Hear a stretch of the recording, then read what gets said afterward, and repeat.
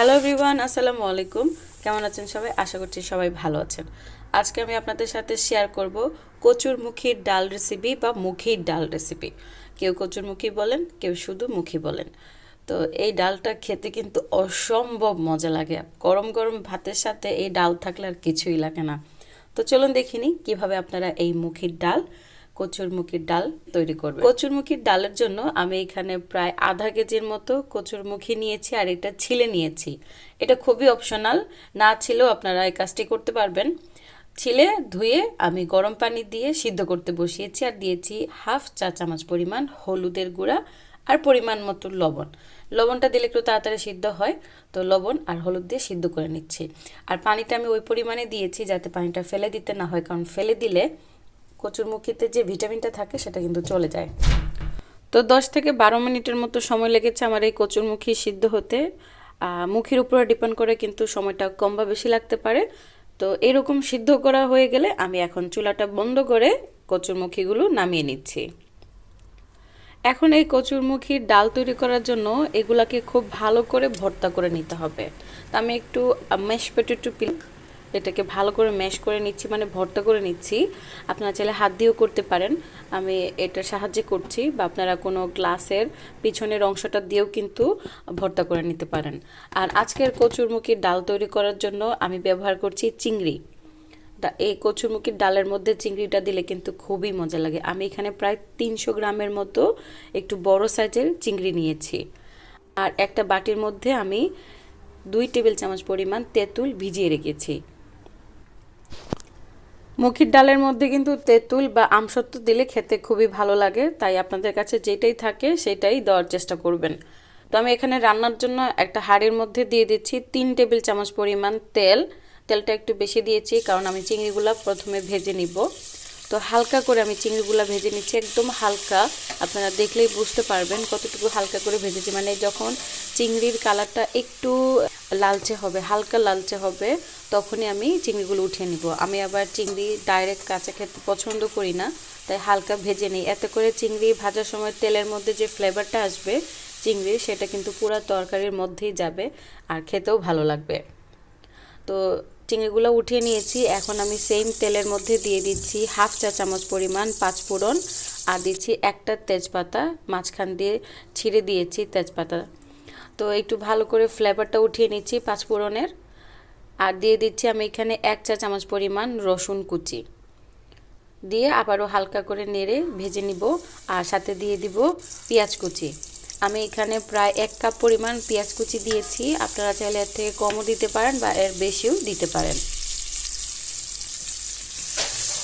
তো নেড়ে চেড়ে পেঁয়াজটা ভেজে নিতে হবে। যখন পেঁয়াজটা ভাজা হয়ে গেছে আমি অ্যাড করে দিচ্ছি পানি, যাতে নিচে লেগে না যায়। দিয়ে দিচ্ছি 1 চা চামচ পরিমাণ রসুন বাটা আর 1 চা চামচ পরিমাণ আদা বাটা। তারপরে আবারও নেড়ে ছেড়ে ভালো করে ভেজে নিচ্ছি যত সময় পর্যন্ত রসুন আর আদার কাঁচা স্মেলটা চলে যাচ্ছে না। যখন ভাজা হয়ে গেছে দিয়ে দিচ্ছি এখানে আধা চামচ পরিমাণ হলুদের গুঁড়া, আধা চামচ পরিমাণ জিরার গুঁড়া আর আধা চামচ পরিমাণ ধনিয়ার গুঁড়া আর দিচ্ছি পরিমাণ মতো মরিচের গুঁড়া। আমি এখানে 1 চামচ পরিমাণ দিচ্ছি, আপনাদের যতটুকু ঝাল খেতে পছন্দ হয় ততটুকুই দিবেন। আর দিয়ে দিচ্ছি 4-5টা কাঁচামরিচ। আর মশলাটা ভুনার জন্য দিয়ে দিচ্ছি আমি পরিমাণ মতো পানি। পানিটা দিয়ে খুব ভালো করে নেড়ে চেড়ে মশলাটা কষিয়ে নিতে হবে। আমি এখানে ঢাকনা দিয়ে মশলাটা কষিয়ে নিচ্ছি। তো কিছুক্ষণ পর ঢাকনাটা সরিয়ে নিলাম আর এখানে দেখুন মশলাটা একদম সুন্দরভাবে কষানো হয়েছে। মানে তেলটা যখন উপরে চলে আসবে তখনই বুঝবেন আপনার মশলাটা সুন্দরভাবে কষানো হয়ে গেছে। আর শুরুতেই দিয়ে দিচ্ছি আগে থেকে হালকা ভেজে রাখা চিংড়িগুলো, দিয়ে মশলার সাথে ভালো করে নেড়েচেড়ে মিশিয়ে নিচ্ছি।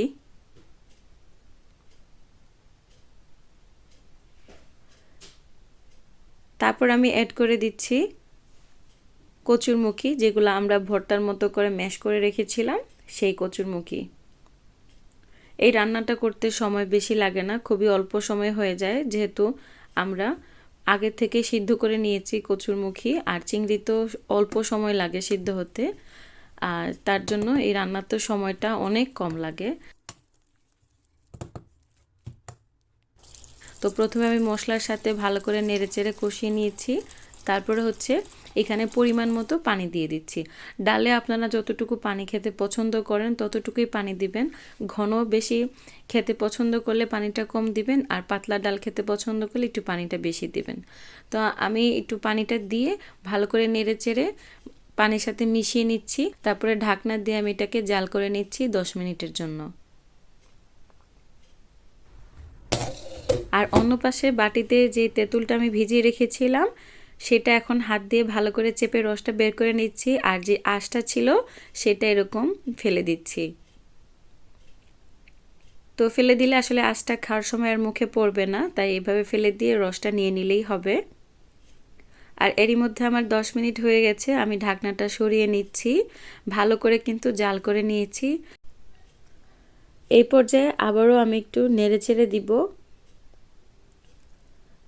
তারপরে চেক করে নিব লবণের পরিমাণটা ঠিক আছে কিনা, কারণ আমরা এই পর্যন্ত রান্নায় এখনও লবণ ব্যবহার করিনি। যতটুকু লবণ শুধু মুখে সিদ্ধ করার সময় দিয়েছিলাম। তো আমি কিছু লবণ দিয়ে দিলাম পরিমাণ মতো, কারণ লবণটা কম মনে হচ্ছিল। আপনারা অবশ্যই আপনাদের টেস্ট অনুযায়ী এখানে লবণটা অ্যাড করে নেবেন। তারপর আবারও নেড়েচেড়ে মিশিয়ে নিচ্ছি, আর দিয়ে দিচ্ছি তেঁতুলের যে রসটা আমরা বের করেছিলাম সেই রসটা। আপনারা কিন্তু এখানে চাইলে বড়ই ব্যবহার করতে পারেন, শুকনো বড়ই বা কাঁচা বড়ই, আমড়া দিতে পারেন, জলপাই দিতে পারেন, আবার আমসত্ত্বও দিতে পারেন। কাঁচা আমও দিলে কিন্তু এটার টেস্টটা অনেক ভালো আসে। তারপরে আরও 2 থেকে 3 মিনিট আমি ঢাকনা দিয়ে জাল করে নিচ্ছি। অন্য পাশে একটা প্যান বসিয়েছি। যখন এই প্যানটা গরম হয়ে আসছে দিয়ে দিচ্ছি আমি এখানে পরিমাণ মতো তেল। আমি এখানে 2 টেবিল চামচ পরিমাণ তেল দিয়েছি। আর দিয়ে দিচ্ছি জিরা। এখানে আমি আস্ত জিরা দিয়েছি আধা চামচ পরিমাণ। দিয়ে দিচ্ছি আধা চা চামচ পরিমাণ রসুন কুচি, আর সাথে দিচ্ছি 1 টেবিল চামচ পরিমাণ পেঁয়াজ কুচি, আর দিয়ে দিচ্ছি 2টো শুকনো মরিচ। এখানে মরিচটা একটু বেশিও দিতে পারেন, কমও দিতে পারেন, এটা ঝালটা অবশ্যই আপনারা আপনাদের পছন্দ অনুযায়ী দিবেন। তারপরে খুব ভালো করে ভেজে নিচ্ছি, মানে বেরেস্তা স্টাইলে, যেরকম আমরা ডালের মধ্যে বাগার দিয়ে থাকি বা পুরন তুলে থাকি সেরকম করেই ডাল এই মুখির ডালের মধ্যেও আমরা এই পুরনটা তুলে নিব। আর এটা দিলে কিন্তু অনেক অনেক মজা লাগবে ডালটা খেতে।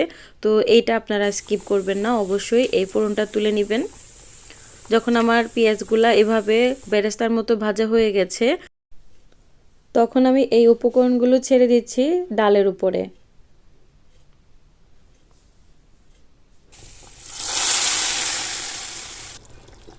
তারপরে ঢাকনা দিয়ে রাখছি জাস্ট 2 থেকে 3 মিনিটের জন্য।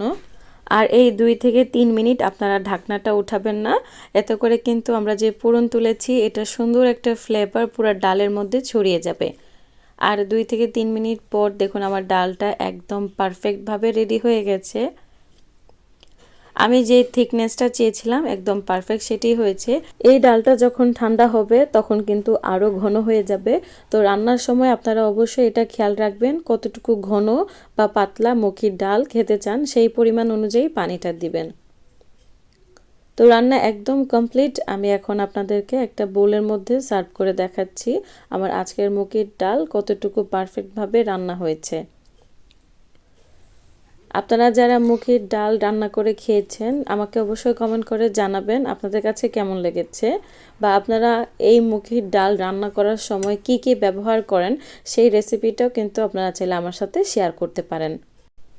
এই মুখির ডাল দিয়ে গরম গরম ভাতের সাথে খেতে কিন্তু অসম্ভব ভালো লাগে।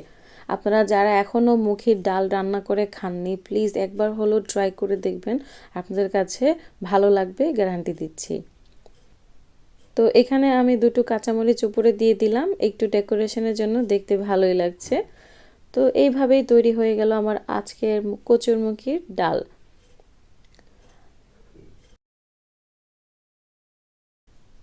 তো আজকের রেসিপি যদি আপনাদের কাছে ভালো লেগে থাকে প্লিজ আমার চ্যানেলটি সাবস্ক্রাইব করবেন, লাইক করবেন, কমেন্ট করবেন, আর একটু বেশি বেশি করে শেয়ার করবেন। সবাই আপনারা ভালো থাকবেন, সুস্থ থাকবেন, আমার সাথেই থাকবেন। আল্লাহ হাফেজ, আসসালামু আলাইকুম।